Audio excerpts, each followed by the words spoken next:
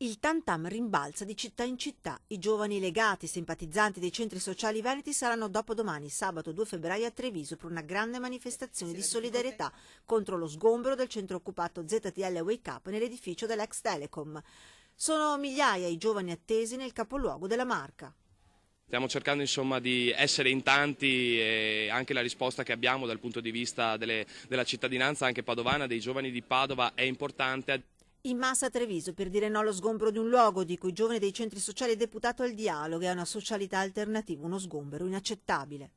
Uno sgombero inaccettabile, uno sgombero che appunto non ha semplicemente chiuso uno spazio sociale ma ha chiuso un'esperienza che però ha voglia di rilanciarsi, ha voglia di reinventarsi, ha voglia di tornare a vivere dentro il territorio trevigiano.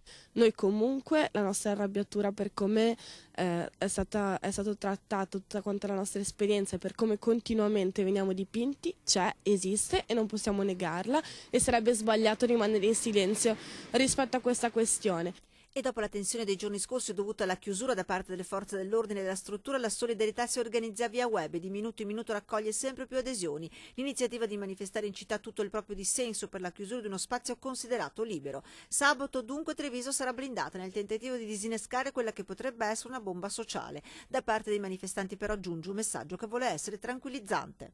Pacifica, perché comunque abbiamo scelto la strada della non violenza nonostante questura, amministrazione e prefettura sembrino volerci dipingere in altro modo. Sarà una manifestazione molto partecipata dal punto di vista della cittadinanza, più che dal dato appunto esterno di chi arriverà da fuori, ma proprio dal punto di vista trevigiano sarà una numerosissima manifestazione che ha voglia di portare in piazza tutte quelle che sono le tematiche e le questioni che ZTL ha rimesso al centro nel territorio trevigiano.